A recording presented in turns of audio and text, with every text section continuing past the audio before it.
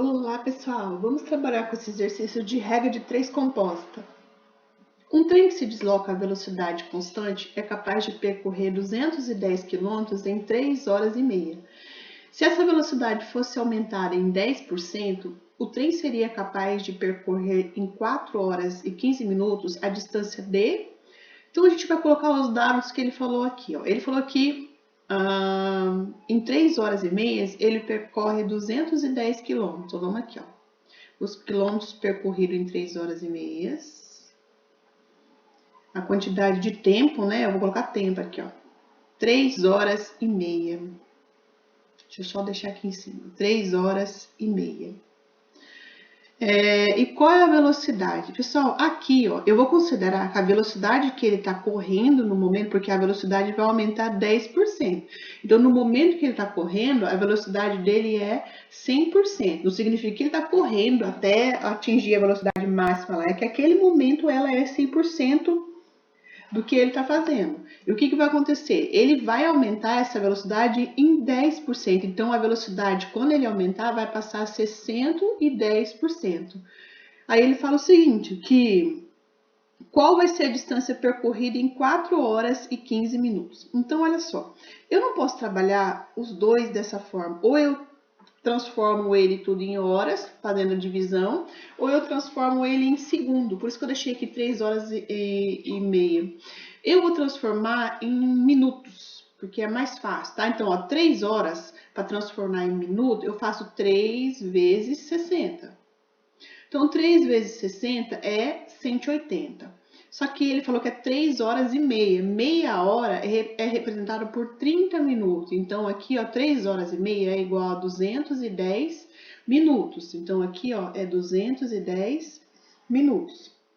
Outra coisa que ele fala, que ele quer saber o tempo em 4 horas e 15 minutos. Então, 4 horas, para transformar em minuto, 4 vezes 60, nós vamos ter 240 minutos. Só que aí que é 4 horas e 15. Então, mais 15, nós vamos ter que 4 horas e 15 minutos é igual a 255 minutos, tá? 255 minutos e aqui eu vou por X.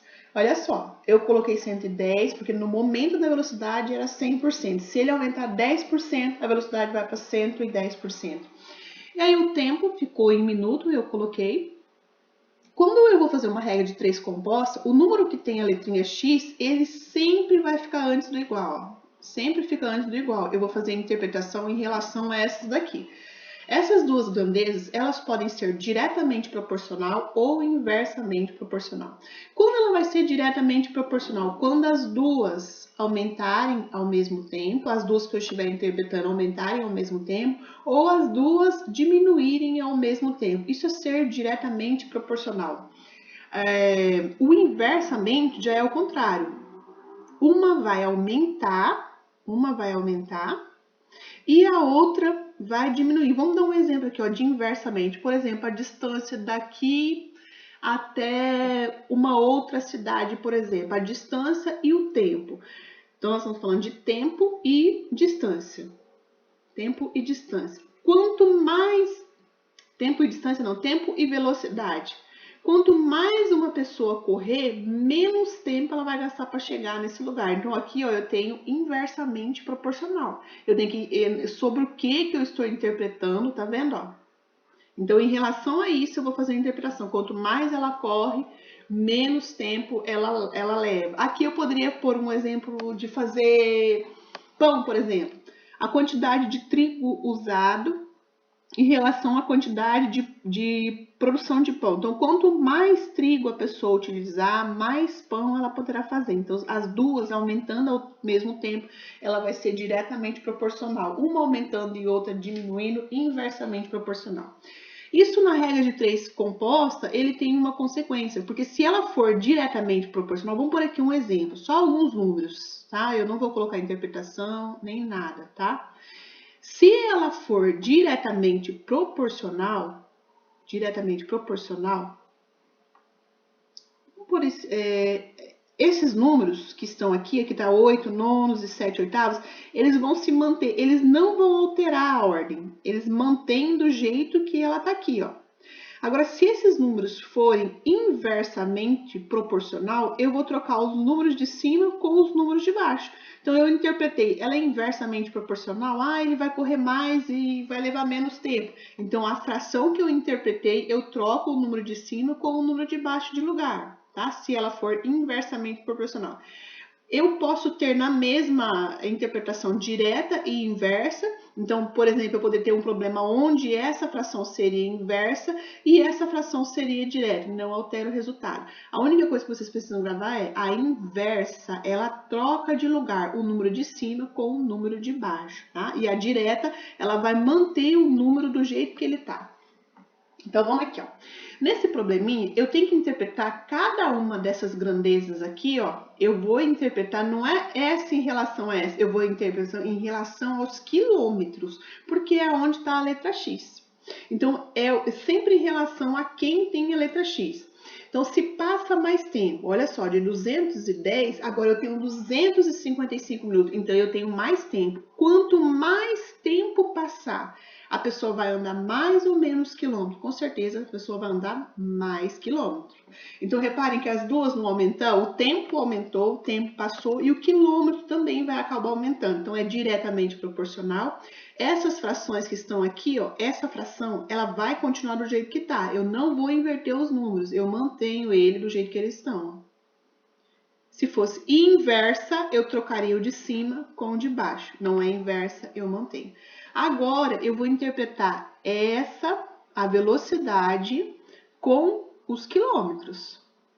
Então, se a pessoa estava a uma certa velocidade, se ela começa a correr mais, em relação aos quilômetros, é sempre em relação a quem tem a letra, esquece a outra fração. Se a pessoa corre mais, ela consegue andar mais quilômetros.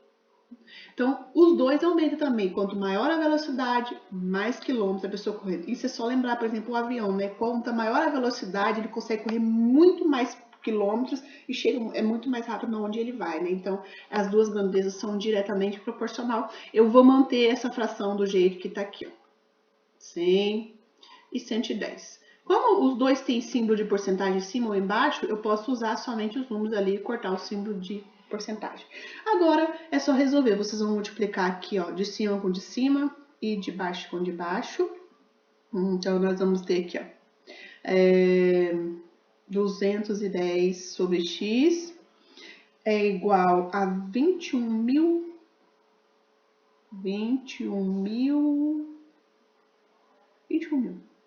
255 vezes 110, nós vamos ter 2.805 e um zero, isso.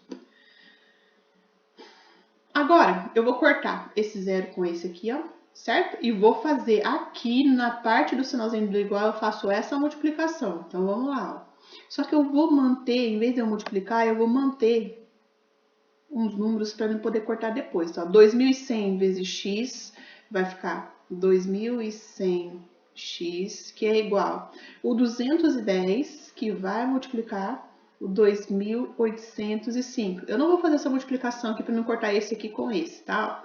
Então, nós vamos ter o 210 vezes 2.805 dividido pelo 2.100. Olha, eu vou cortar esse zero com esse zero. Aí nós temos 210 e 21. Eu vou dividir esses dois números eu vou simplificar ele, eu vou dividir eles por 21. Quando eu divido por 21, aqui vai ficar 1, né? Ó, aqui fica 1.